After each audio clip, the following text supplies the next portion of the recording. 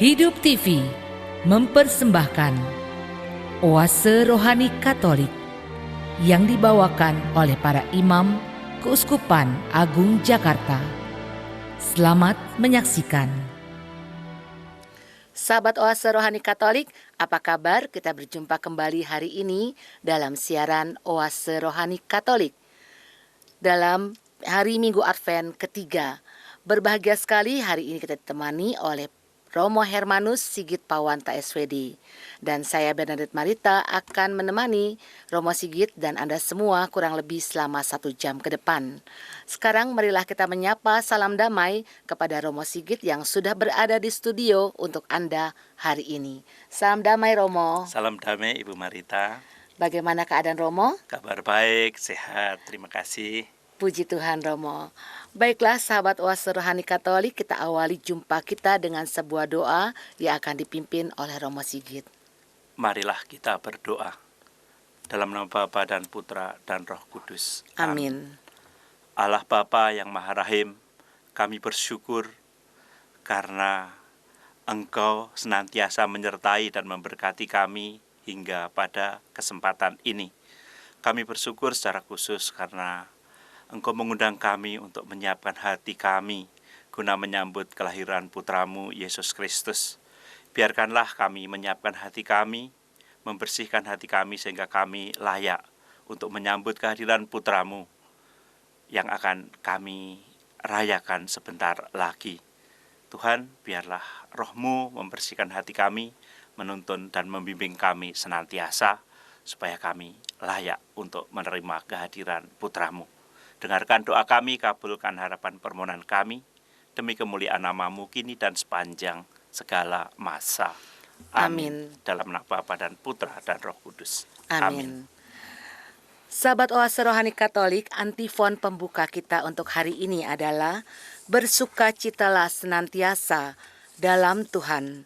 Sekali lagi kukatakan, bersukacitalah, Tuhan sudah dekat. Bacaan hari ini diambil dari kitab Yesaya bab 61 ayat 1 sampai 2a, dilanjutkan ayat 10 sampai 11. Kata Nabi, Roh Tuhan ada padaku, sebab Ia telah mengurapi aku. Ia telah mengutus aku untuk menyampaikan kabar baik kepada orang-orang sengsara dan merawat orang-orang yang remuk hati. Aku diutus untuk memberitakan pembebasan kepada orang-orang tawanan dan kepada orang-orang yang terkurung kelepasan dari penjara. Tuhan Allah berkenan kepadaku untuk memberitakan tahun rahmat Tuhan dan hari pembalasan Allah kita. Aku bersukaria di dalam Tuhan. Jiwaku bersorak-sorai di dalam Allahku, sebab Ia mengenakan pakaian keselamatan kepadaku dan menyelubungi aku dengan jubah kebenaran. Seperti pengantin pria mengenakan hiasan kepala dan seperti pengantin wanita memakai perhiasan. Sebab seperti bumi memancarkan tumbuh-tumbuhan dan seperti kebun menumbuhkan benih yang ditaburkan. Demikianlah Tuhan akan menumbuhkan kebenaran dan puji-pujian di depan semua bangsa. Demikianlah sabda Tuhan. Syukur kepada Allah. Sahabat Oase Rohani Katolik, marilah kita tanggapi sabda Tuhan dengan mazmur tanggapan. Bahagiaku terikat pada Yahweh, harapanku pada Allah Tuhanku. Bahagiaku terikat pada Yahweh, harapanku pada Allah Tuhanku. Aku mengagungkan Tuhan. Hatiku bersukaria karena Allah penyelamatku, sebab Ia memperhatikan daku, hambanya yang hina ini. Bahagiaku terikat pada Yahweh, harapanku pada Allah Tuhanku. Mulai sekarang aku disebut yang bahagia oleh sekalian bangsa, sebab perbuatan besar dikerjakan bagiku oleh Yang Maha Kuasa. Kuduslah namanya. Bahagiaku terikat pada Yahweh, harapanku pada Allah Tuhanku. Kasih sayangnya turun-temurun kepada orang yang bertakwa. Perkasalah perbuatan tangannya, dicerai-beraikannya orang yang angkuh hatinya. Bahagiaku terikat pada Yahweh, harapanku pada Allah Tuhanku. Orang yang berkuasa diturunkannya dari tahta, yang hina dina diangkatnya. Orang lapar dikenyangkannya dengan kebaikan, orang kaya diusirnya pergi dengan tangan kosong. Bahagiaku terikat pada Yahweh, harapanku pada Allah Tuhanku. Menurut janjinya kepada leluhur kita, Allah telah menolong Israel hamba-Nya. Demi kasih sayangnya kepada Abraham serta keturunannya untuk selama-lamanya. Bahagiaku terikat pada Yahweh, harapanku pada Allah Tuhanku. Bacaan dari surat pertama Rasul Paulus kepada jemaat di Tesalonika, bab 5, ayat 16 sampai 24. Saudara-saudara, bersukacitalah senantiasa. Tetaplah berdoa dan mengucap syukurlah dalam segala hal. Sebab itulah yang dikehendaki Allah bagi kamu di dalam Kristus Yesus.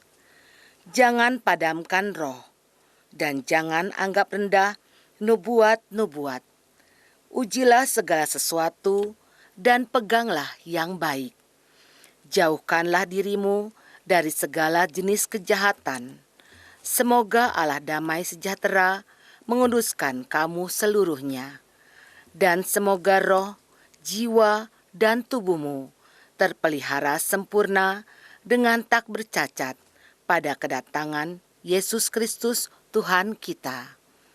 Ia yang memanggil kamu adalah setia, maka Ia pun akan menggenapinya. Demikianlah sabda Tuhan. Syukur kepada Allah. Baiklah, sahabat Oase Rohani Katolik, sekarang kita simak Injil Yesus Kristus menurut Yohanes yang akan dibacakan oleh Romo Sigit. Alleluia, alleluia, alleluia.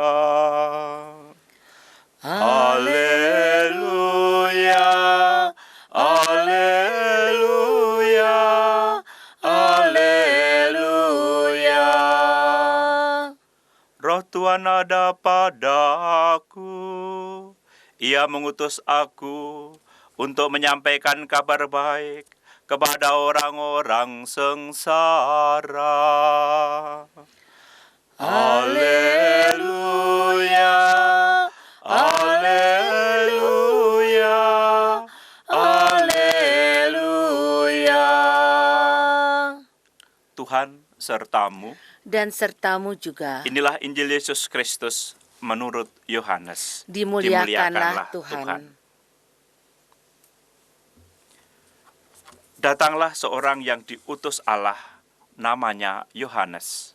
Ia datang sebagai saksi untuk memberi kesaksian tentang terang, supaya oleh dia semua orang menjadi percaya.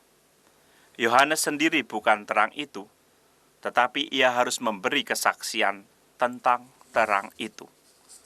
Dan inilah kesaksian Yohanes ketika orang Yahudi dari Yerusalem mengutus kepadanya beberapa imam dan orang-orang Lewi untuk menanyakan kepadanya, "Siapakah engkau?"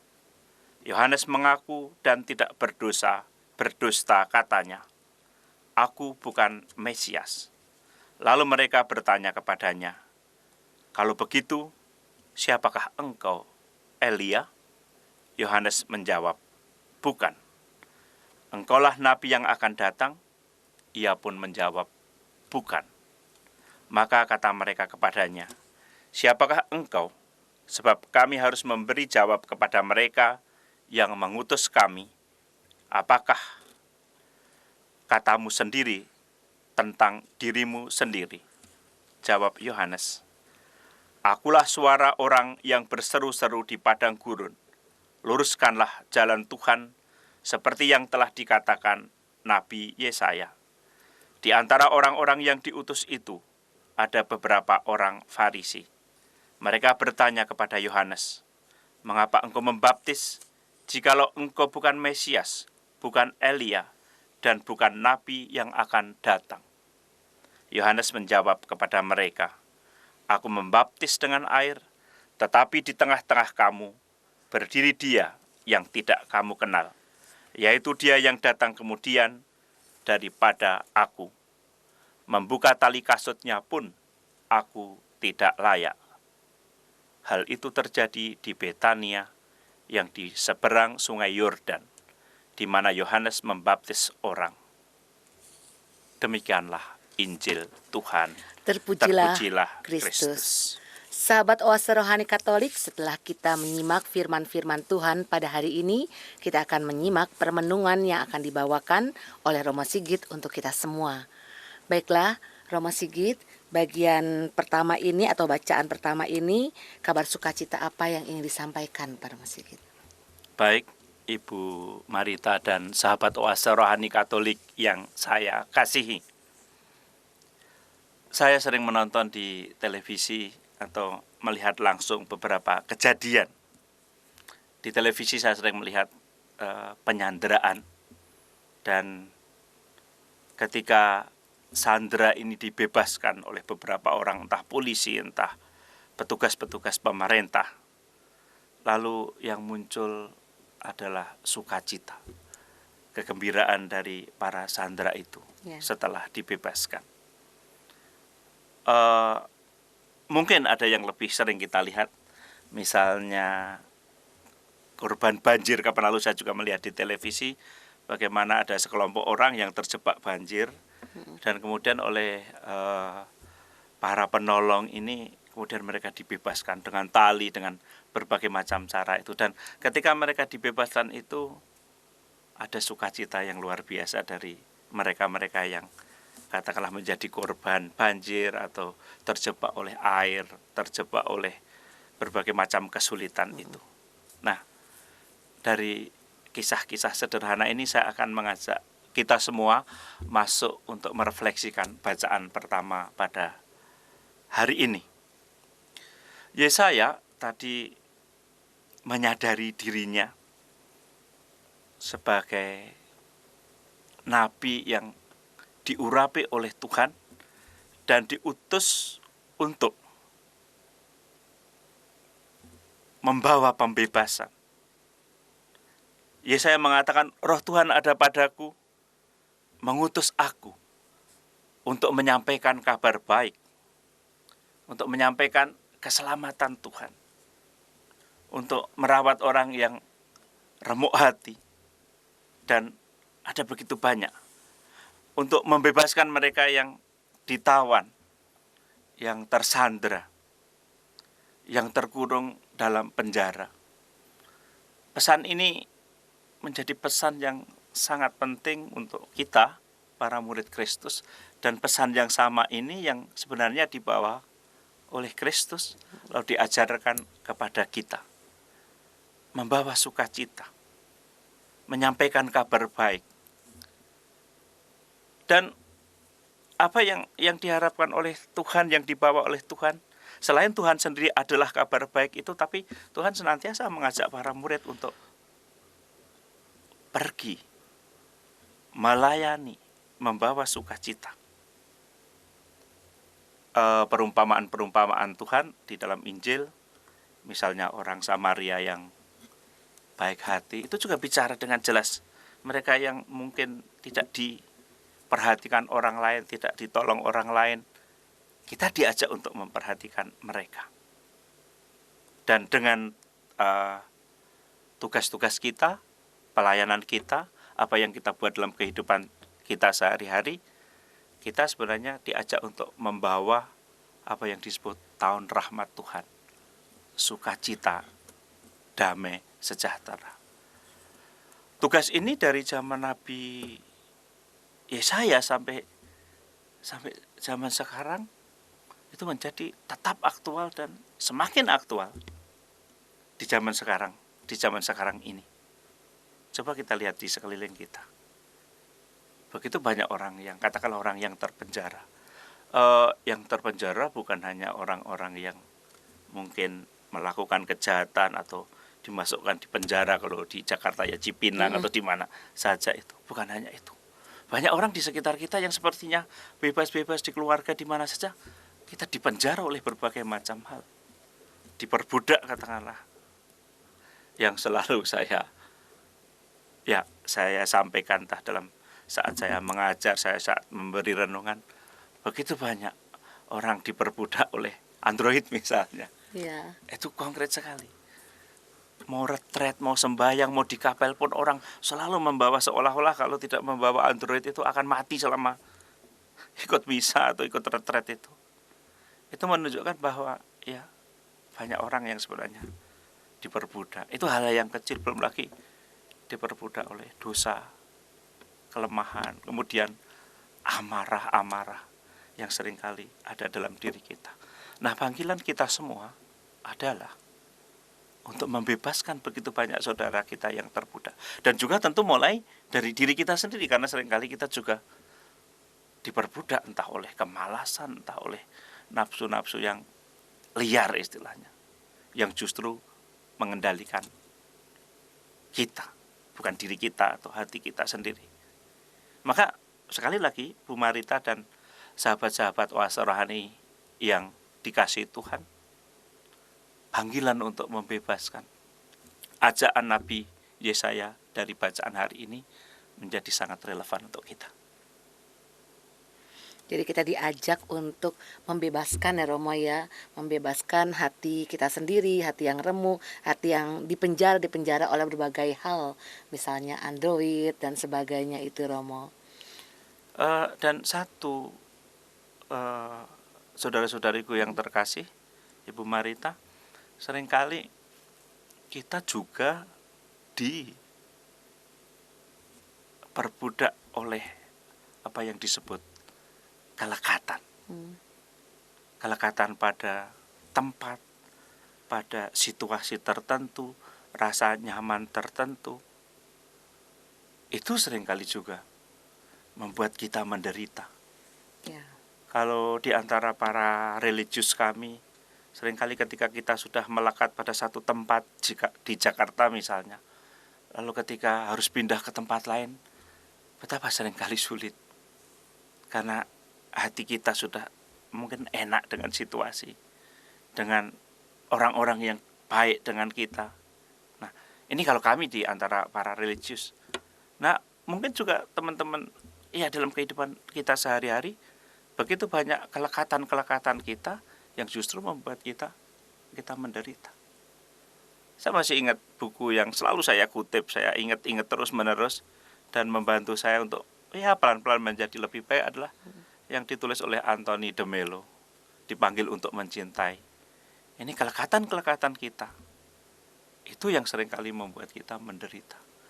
Maka belajar kita lepas bebas dalam banyak hal, itu akan membantu kita untuk bukan hanya semakin dekat dengan sesama, tapi juga semakin dekat dengan Tuhan. Sekali lagi saya ulang, tadi katakan kita seringkali diperbudak entah oleh alat-alat tertentu atau situasi tertentu yang itu menghalangi kita untuk dekat dengan Tuhan. Pikiran kita, hati kita. Kaum religius pun misa ke kapel, ke ibadat pun bawa Android.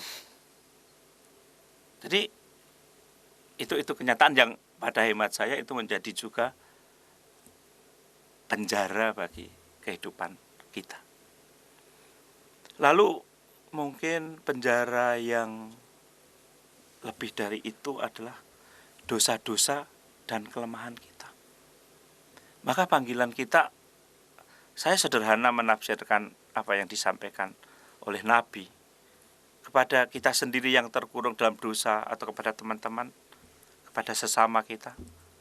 Saya menawarkan, ayo kita menerima sakramen, ayo kita menerima pengakuan dosa, ayo kita pergi mungkin sharing, membagi beban-beban kehidupan kita. Punyalah saudara yang lebih banyak, teman yang lebih banyak. Nah, ini seringkali kita juga perlu menyerukan kepada teman-teman, kepada saudara-saudari kita, supaya mereka tidak terkurung. Dan banyak, saya yakin kok banyak saudara-saudari kita, barangkali juga kita sendiri yang terkurung oleh tadi dosa-dosa yang rasanya tidak mampu untuk lepas dari semuanya itu, sehingga perlu orang lain. Nah, Nabi mengingatkan pada kita, ketika kita tahu, oke, saya punya teman yang sepertinya mengalami aneka macam kesulitan, ayo kita ajak berdoa, ayo kita ajak ikut persekutuan, ayo kita ajak menerima sakramen. Itu tugas panggilan kesaksian yang menurut saya sangat konkret, seperti yang mungkin dibuat oleh Yesaya pada zamannya. Itu Bu Marita. Jadi kita ikut membantu mengingatkan orang-orang lain juga ya, di samping mengingatkan diri kita sendiri ya, Mo ya. Untuk bertobat, untuk melakukan pertobatan selama masa Advent ini. Nah, apalagi di masa Advent ini, gereja sungguh luar biasa mengundang kita semua untuk menjadikan diri kita pantas menyambut bukan hanya perayaan kelahiran Yesus, tapi juga pada nanti saat Yesus datang yang kedua kali, kita pantas nantiasa berjaga-jaga dengan salah satunya lebih banyak mendengarkan firman Tuhan, menerima sakramen-sakramen, lalu syukur-syukur kita bisa berderma, lebih punya perhatian, empati, bela rasa kepada saudara-saudari kita yang membutuhkan bantuan kita. Ini ajakan gereja, dan ini bagus sekali untuk kita buat, kita lakukan sebatas kemampuan kita, sesuai dengan situasi kita masing-masing. Itu. Iya. Ajakan untuk membaca kitab suci, berdoa, dan berderma ya, Mo ya. Berderma kepada orang-orang yang ada di sekitar kita, itu juga merupakan suatu wujud pertobatan kita. Iya. Dan gereja kan memberi, seperti misalnya di lingkungan-lingkungan, ada pendalaman-pendalaman di lingkungan itu dengan tema-tema, termasuk misalnya di Gereja Keuskupan Agung Jakarta kan bulan ini bulan keluarga. Nah, ini selalu bagus kita mengingatkan, ayo kita menyiapkan diri, ayo kita membersihkan hati dengan doa, dengan menerima sakramen melalui keluarga-keluarga kita. Ayo ajak anak kita. Kalau kepada orang tua saya katakan, ayo ajak anak-anak kita. Kepada anak-anak, ayo ajak orang tua. Karena kita kan memang harus saling mengingatkan. Nah, ini panggilan kenabian itu mengingatkan yang sederhana-sederhana ini.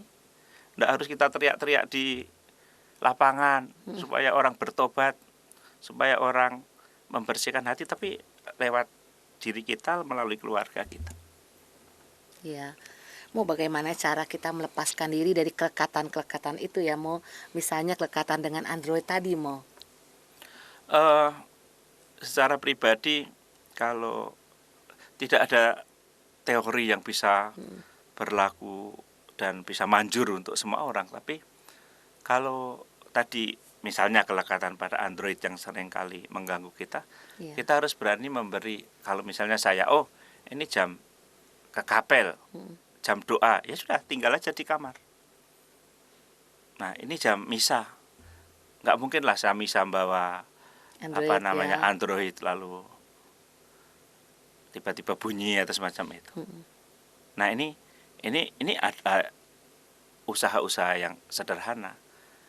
Karena saya sering melihat di gereja-gereja betapa terikatnya kita. Hampir semua di gereja selalu ada katakan di silent, kesadaran kita seringkali belum ada.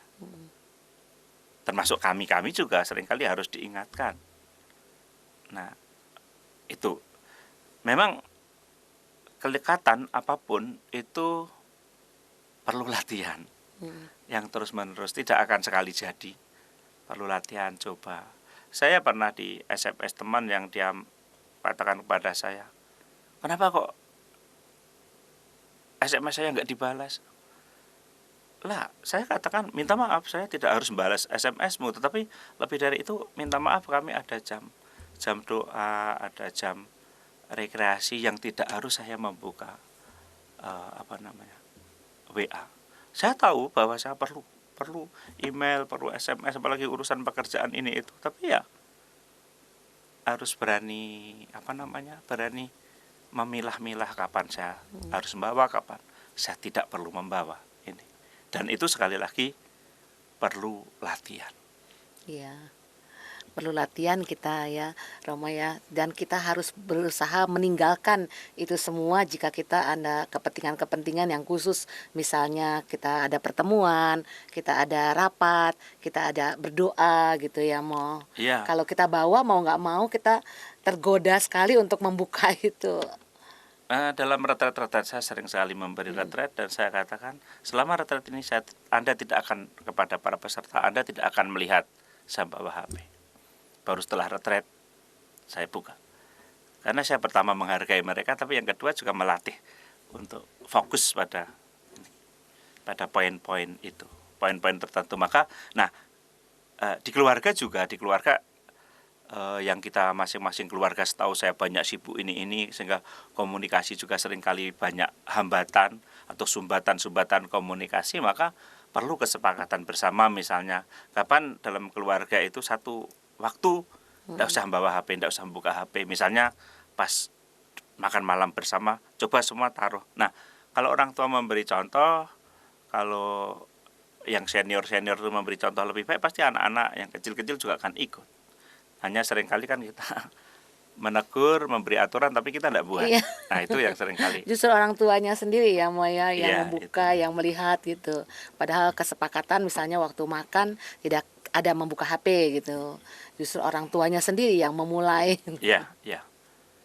memberi contoh yang kurang baik untuk anak-anaknya ya, Mo. Iya, kembali ke tema tadi ya, membebaskan dari kelekatan atau terkurung, terpenjara itu ya, kita memang harus berani dari diri kita sendiri.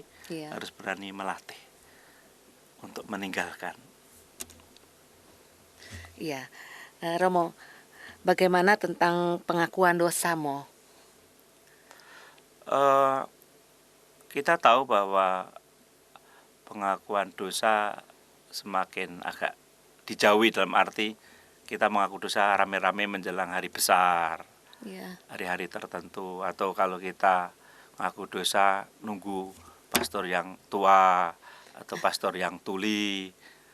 Kalau pastor muda nggak mau, kadang-kadang kita nggak ngaku dosa karena nggak enak. Saya kira apapun kita harus belajar untuk, ya, siapapun pastornya, tidak masalah. Siapa sih yang akan mengingat-ingat dosa kita lakukan, dan selalu saya yakini bahwa pengakuan dosa secara psikologis dan apalagi spiritual sangat berguna untuk kita. Nah, gereja kita memberi sebenarnya cukup banyak kesempatan, tetapi seringkali memang kita tidak menggunakan kesempatan untuk pengakuan itu dengan baik. Kita menunggu kalau hari raya setahun sekali atau setahun 2 kali itu. Padahal sebenarnya setahu saya setiap ada kesempatan kita bisa datang kepada imam untuk pengakuan itu. Karena dalam retret-retret kami, saya pernah beberapa kali mendengarkan pengakuan orang yang begitu lama tidak mengaku dosa, 30 tahun, 40 tahun. Ketika mereka mengakukan kepada imam, entah kepada saya atau teman saya, dan mereka sungguh mendapat sukacita yang luar biasa. Beban-beban itu seperti dikeluarkan, dan ini sangat baik. Iya. Sangat luar biasa. Saya meyakini dan mengamini itu.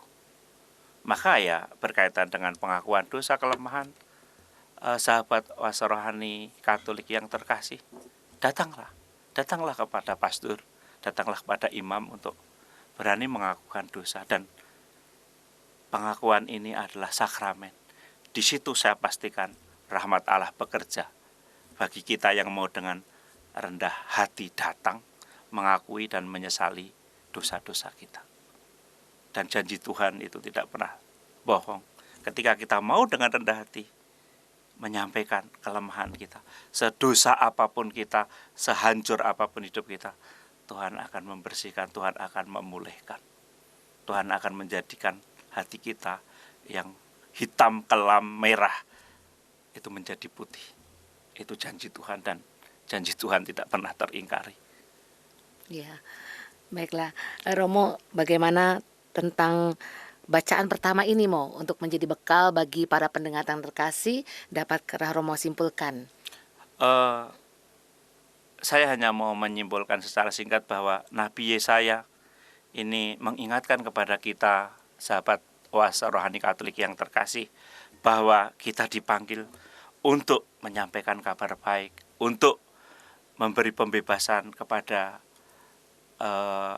mereka yang tertawan semua, yang mengalami penderitaan karena kelekatan, karena terkurung oleh dosa. Nah, dalam hidup kita sehari-hari kita dipanggil untuk itu, tapi itu kita juga harus berani mengakui kalau memang kita sendiri yang terkurung, kita juga harus belajar mulai dari diri kita sendiri. Baik, terima kasih Romo. Baiklah sahabat Oase Rohani Katolik, marilah kita resapkan dalam hati sanubari apa yang sudah disampaikan oleh Romo Sigit di bagian pertama ini, dan mari kita merenungkannya. Kami akan kembali setelah jeda berikut ini.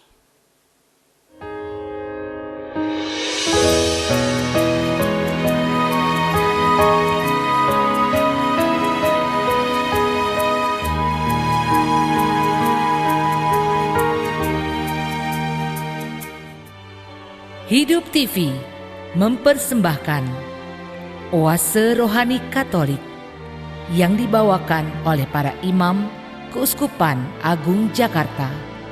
Selamat menyaksikan. Sahabat Oase Rohani Katolik, kita akan melanjutkan kembali di bagian kedua ini, permenungan yang akan dibawakan oleh Romo Sigit. Dan sebelumnya saya ingin menyampaikan bahwa jika Anda ingin bertanya ataupun menyampaikan usul atau saran, Anda dapat kirim ke nomor handphone kami 0822 1036 1555. 0822 1036 1555. Baiklah para pendengar terkasih, Romo Hermanus Sigit Pawanta SVD dan saya Bernadette Marita akan melanjutkan bagian kedua ini dari Oase Rohani Katolik hari ini. Romo, di bagian kedua ini kabar sukacita apa yang ingin Romo sampaikan? Ibu Marita dan sahabat Oase Rohani Katolik yang saya kasihi, ketika saya tadi membaca firman Tuhan dari Injil Yohanes bab 1, bagian ini mengingatkan saya ketika berapa puluh tahun lalu saya masuk biara, bahwa kami semua setiap hari harus membaca Injil ini, bab 1 ini. Dan kami sampai hafal. Pada mulanya adalah firman, firman itu bersama-sama dengan Allah, dan firman itu adalah Allah. Nah, mengapa kami bukan diwajibkan, tapi kami dengan sendirinya hafal, karena tiap hari harus dibacakan memang. Itu karena inspirasi dari pendiri kami, Santo Arnoldus Jansen, yang mendirikan SVD, menjadikan firman ini menjadi kekuatan, menjadi dasar imannya, dan kemudian menjadikan syarikat ini menjadi syarikat misi, yang dalam kitab suci dikatakan ia datang untuk menjadi saksi, untuk memberi kesaksian tentang terang itu. Dan dari situ kami SVD memang pergi kemana-mana untuk menjadi saksi, menjadi misionaris, menjadi pewarta Tuhan, atau menjadi bentara sabda Allah. Nah, mulai dari sini saya mengajak Anda, sahabat Oase Rohani Katolik yang saya kasihi, untuk menyimak pesan Injil hari ini, atau sebagian pesan dari Injil hari ini. Ada dua hal yang saya renungkan, saya refleksikan, dan saya pahami berdasarkan pengalaman hidup kita. Yang pertama, Yohanes itu sebagai utusan menyiapkan kedatangan Tuhan Yesus. Dan apa yang dibuat oleh Yohanes adalah mati raga ke padang gurun, hidup keras. Nah, yang kedua isi perutusannya apa? Yaitu pertobatan. Nah, jadi Yohanes menyadari akan panggilan sebagai utusan, lalu isi perutusannya adalah pertobatan. Dan dia mulai dengan dirinya sendiri. Sebelum dia kemudian menyerukan pertobatan, dirinya sendiri mengalami itu, mati raga itu, laku tapa itu, bahkan dengan keras di padang gurun. Nah, dari refleksi saya ini, dari permenungan saya mencatat apa yang menjadi relevansi pesan ini bagi kita, atau salah dua relevansi untuk kita ini. Yang pertama, rasanya saya beberapa kali menyampaikan entah di berbagai macam kesempatan bahwa melalui baptis kita dipanggil untuk ambil bagian dalam karya perutusan Yesus, menjadi saksi.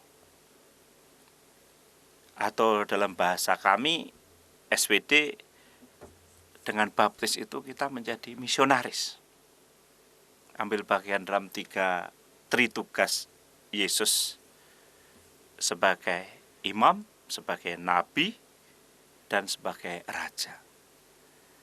Nah, kalau tadi Yohanes Pembaptis berseru memberi kesaksian, bukan hanya Yohanes Pembaptis, tetapi kita yang sudah dibaptis dalam nama Yesus Kristus ini, kita dipanggil untuk tugas yang sama, perutusan, menjadi misionaris, mewartakan karya keselamatan Tuhan di mana saja kita berada. Di dalam keluarga, di tempat kerja, di masyarakat sekitar kita, dalam kehidupan kita sendiri, dalam kehidupan kita sehari-hari. Jadi ini yang pertama, bahwa sekali lagi saya sebenarnya hanya mengingatkan kepada kita semua bahwa kita yang dibaptis ini, kita dipanggil untuk menjadi saksi, menjadi pewarta, menjadi misionaris. Sama yang tadi dalam bacaan pertama kita refleksikan, menjadi utusan, menjadi pewarta. Saya baru saja pulang dari Keva di Timor. Kita bicara soal misi, panggilan misioner, lalu kita pergi. Kami punya banyak misionaris yang pergi. Dan itu baru kemarin 2 hari lalu di Keva. Lalu sebelumnya, bulan lalu, saya dengan teman-teman kami di tim memberikan salib misi. Karena kebetulan kami tahun ini kami panen cukup banyak pastur. Ada 20 pastur ditahbiskan dan 5 bruder yang menerima kaul kekal, dan mereka semua menerimakan salib misi. Ya, sebagai awal yang mengingatkan bahwa mereka harus pergi ke misi di seluruh dunia, misi kami, dan salib itu menjadi kekuatan mereka dalam karya misi mereka. Jadi sekali lagi, dalam kesempatan-kesempatan seperti itu, kami mengingatkan kepada diri kami sendiri bahwa karena panggilan baptis, maka kami harus pergi untuk menjadi misionaris. Nah, panggilan baptis ini kan untuk kita semua, untuk orang-orang Katolik. Jadi untuk kita semua, kita punya tugas dan panggilan yang sama, menjadi misionaris, menjadi perpanjangan tangan Tuhan, ambil bagian tadi yang saya katakan dalam 3 tugas Yesus sebagai imam, nabi, raja, imam yang menguduskan melalui ambil bagian dalam sakramen kita, lalu sebagai nabi pewartaan, membawa kebenaran, mengkritisi ketidakbenaran, ketidakjujuran di sekitar kita. Lalu kemudian sebagai raja ya menggembalakan, sebagai gembala memimpin.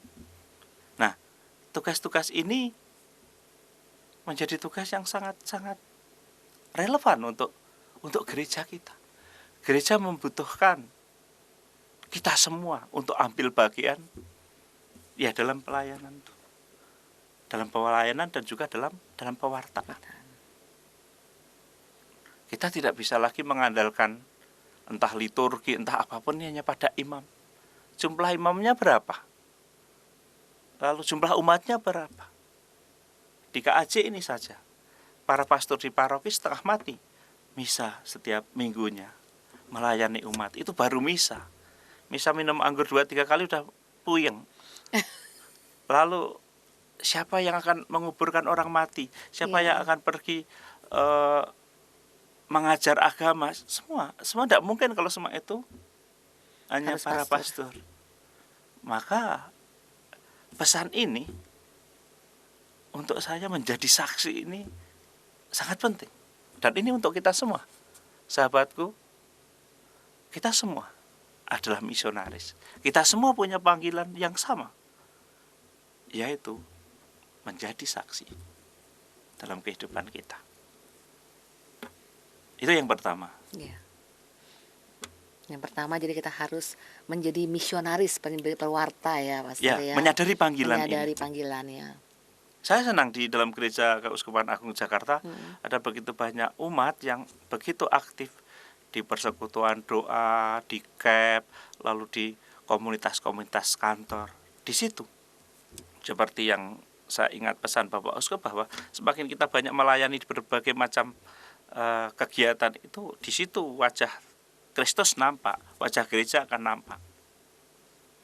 Nah, syukur-syukur bukan hanya juga di kelompok-kelompok intern kita, tapi mungkin juga di berbagai macam lembaga di pemerintah, sehingga kita apa yang seringkali kita sebut kita menggarami, itu kesaksian kita.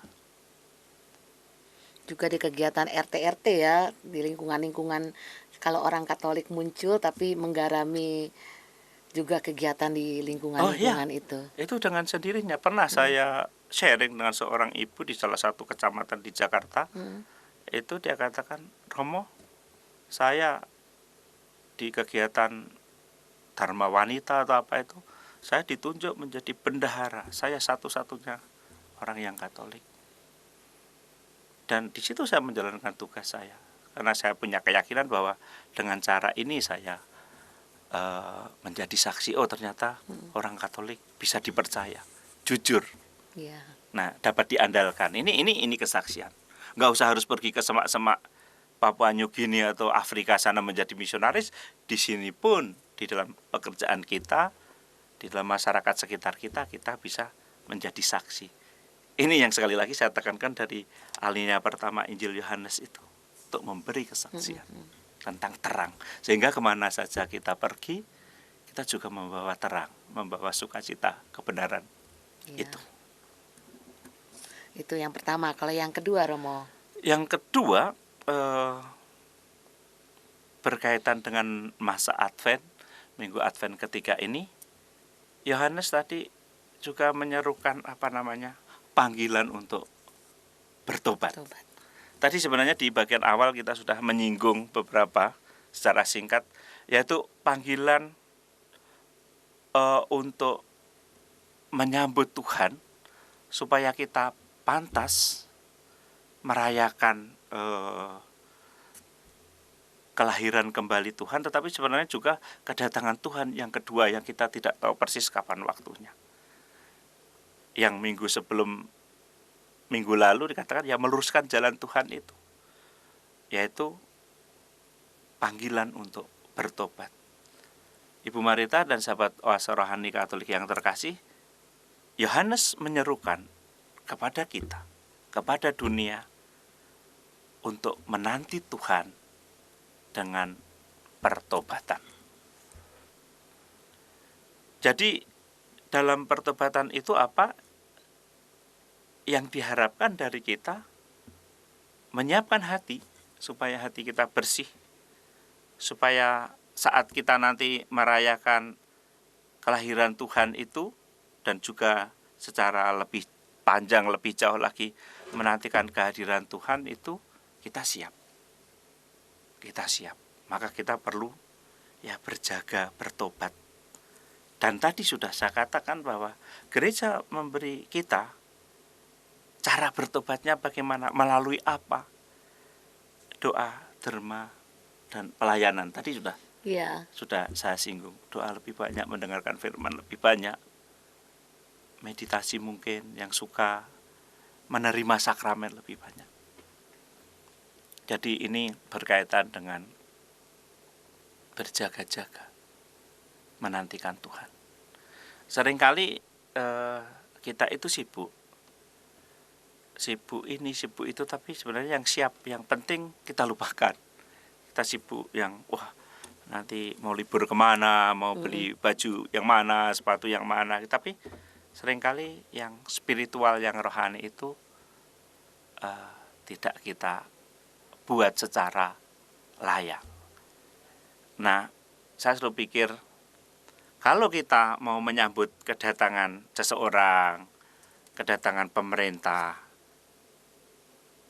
presiden misalnya, kita ribut, siapkan semua supaya semua berjalan dengan baik, semua berjalan dengan aman, tentram, semua serba bagus. Apalagi kalau Tuhan sendiri yang datang, maka kita sebenarnya perlu lebih sungguh-sungguh atau lebih serius untuk menyiapkan diri kita. Itu. Ya. Berarti kita harus menyiapkan hati dengan sebaik-baiknya, apalagi saat ini sudah memasuki Minggu Advent yang ketiga ya Romo ya. Sebentar lagi kan kita sudah memasuki Minggu Advent yang keempat, kemudian sudah merayakan Natal. Berarti kita harus menyiapkan hati sungguh-sungguh ini untuk kesaksian, pewartaan, dan juga pertobatan ya Romo. Jadi persiapan kita ya bertobat ya, pengakuan dosa, memperbaiki hidup kita. Dan setiap dari kita pasti masing-masing punya titik-titik tertentu ini yang harus kita perbaiki, prioritas tertentu. Nggak mungkin kita bisa memperbaiki semuanya. Jadi saya yakini dalam pertobatan kita pun juga begitu. Mungkin masa atau tahun ini saya akan meninggalkan, bertobat dengan cara meninggalkan ini. Nah, di tahun berikutnya dengan cara yang berbeda lagi. Hanya dengan cara itu kita pelan-pelan bisa rasanya menjadi lebih baik. Asal kita mau mencoba. Kita punya kelemahan, kekurangan, lalu kita mengakukan dosa, mohon ampun dari Tuhan, dan kita punya niat untuk memperbaiki. Nah, kepada kita masing-masing di akhir tahun selalu punya kesempatan untuk sejenak melihat ke belakang. Apa sih yang paling, katakanlah, apa yang mungkin paling berat selama ini? Apa yang paling perlu untuk saya perbaiki di masa depan? Maka kita membuat resolusi. Nah, kalau tentu setiap orang berbeda-beda ya. Segi apa yang akan diperbaiki? Ada yang mungkin katakanlah resolusi untuk kalau dalam hal rohani ya kita lebih suci misalnya. Kalau mau lebih suci tentu kita lebih banyak menerima sakramen-sakramen, lalu lebih banyak melakukan kegiatan-kegiatan rohani, aktivitas rohani misalnya yang kita mau perbaiki itu. Kalau kami atau saya secara pribadi sebagai pastor yang selalu kami upayakan, akan secara lebih istimewa menyiapkan waktu untuk misalnya brevir. Karena seringkali kita lupa-lupa atau melupakan itu. Nah, ini selalu menjadi niat-niat resolusi itu. Nah, sebagai anak Tuhan, rasanya Tuhan bagus memberi kesempatan kita untuk bertobat. Tuhan memberi kita waktu, dan ya pelan-pelan lewat yang 3 hal tadi yang saya katakan. lebih memperbanyak doa, lalu derma dan pelayanan. Saya kira itu kalau itu kita bisa buat pelan-pelan, kita perbaiki, kita perbanyak, kita akan jadi lebih baik. Nah itu yang bisa saya sharingkan. Iya, berarti kita juga sebagai manusia ya Romo ya, kita bisa membuat resolusi pribadi dan juga resolusi di dalam keluarga ya. Keluarga kita mau apa ini untuk nantinya. Itu saya jadi diingatkan, saya tadi minta maaf lebih bicara banyak tentang biara kami, tapi di keluarga ini menjadi sangat konkret dalam resolusi keluarga. Misalnya tadi seperti yang saya katakan, oke, kalau kita seringkali tersumbat dalam komunikasi, ayo sekarang kita lebih banyak berkomunikasi. Apa yang menjadi penyumbat komunikasi kita?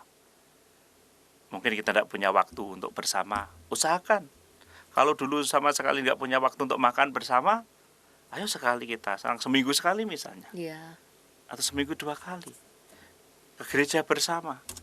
Nah ini bisa menjadi resolusi. Oke, minggu ke gereja bersama misalnya. Lalu mungkin yang rasanya tidak terlalu banyak, retret keluarga misalnya. Akhir tahun pergi kemana, ke Gedono atau ke Rawaseneng atau ke Cikanyera sebagai keluarga, ayo kita doa. Jangan jalan-jalan saja ya Mo ya. Ini kalau secara spiritual menurut saya ini perlu. Karena kita punya waktu untuk liburan, punya waktu untuk kemana, ini bisa banyak.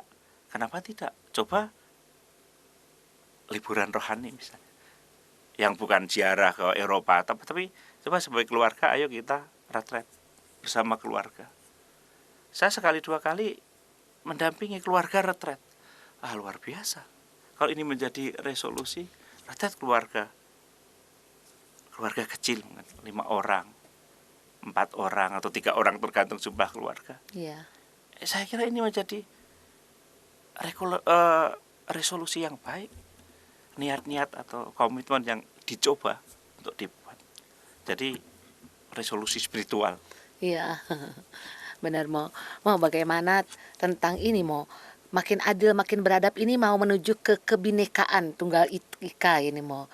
Dalam tahun ini kita hampir menyelesaikan makin adil dan beradab. Diharapkan semua sudah makin adil dan makin beradab Mo. Kemudian menuju ke Bhinneka Tunggal Ika. Ini tema ini sangat besar, tapi selalu kalau saya berefleksi dan kemudian saya juga bersharing, saya selalu mengajak diri saya sendiri dan kita semua untuk mulai dari diri kita sendiri. Adil dan beradab. Saya bisa omong banyak di retret, di pengajaran tentang adil dan beradab. Tapi bagaimana saya memperlakukan misalnya karyawan saya? Saya sudah adil atau belum? Saya sudah cukup manusiawi atau belum? Dan selalu saya coba untuk mulai dari yang paling dekat dengan saya. Karyawan-karyawan saya, di kantor maupun di rumah. Nah ini, berjuang untuk melakukan ini. Seringkali kita omong besar-besar, tapi ketika kita ditanya gaji karyawan berapa, ya memang kita tidak punya banyak resources, sumber keuangan, tapi adil enggak? Cukup beradab enggak kalau dengan karyawan kita yang sepanjang hari ini dengan gaji seperti itu? Ini menjadi refleksi besar.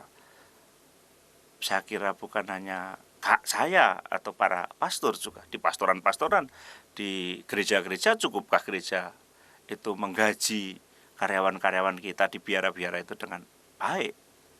Nah itu refleksi adil dan beradab. Adil. Nah yang lain berkaitan dengan kebinekaan, saya sangat bersyukur sebagai SPD.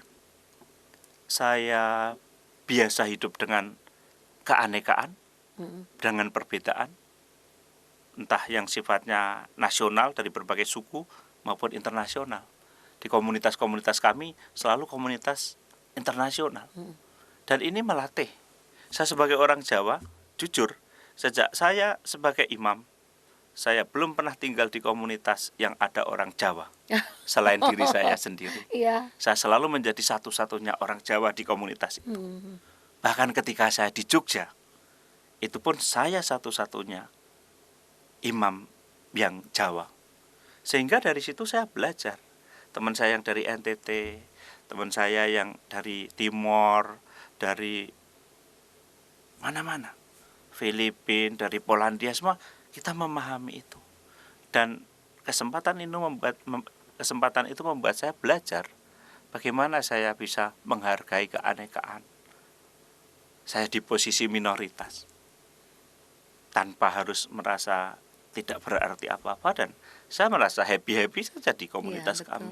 Karena kita harus berani apa yang disebut dalam bahasa kami itu berpikir lintas. Ya, segala sesuatu itu passing over, itu bukan mengukur segala sesuatu sesuai dengan pikiran kita, kampung kita, negara kita.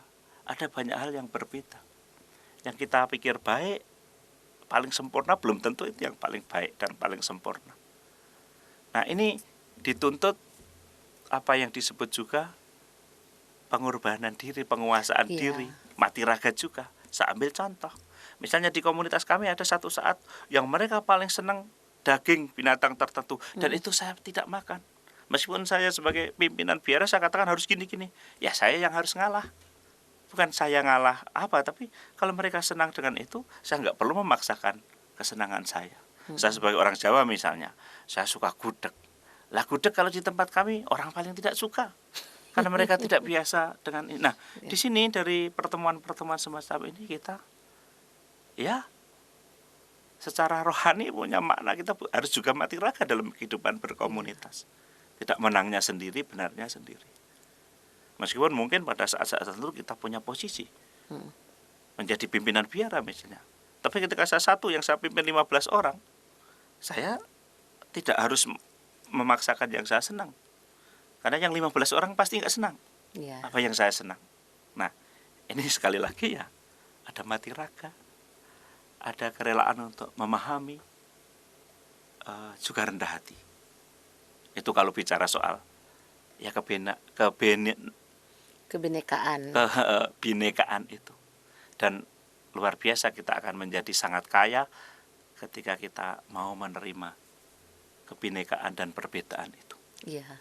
Itu pengalaman saya. Iya, terima kasih Mo.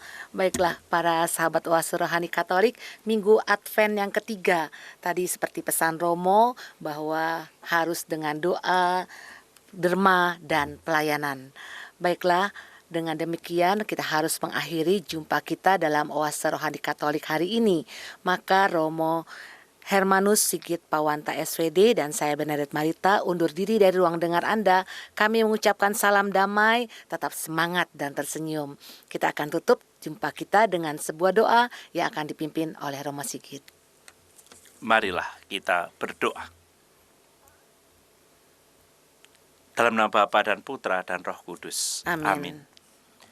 Allah Bapa yang Maha Kasih, kami bersyukur karena kami boleh sejenak mendengarkan firman-Mu yang meneguhkan hati kami, yang mengingatkan akan panggilan kami sebagai anak-anak-Mu.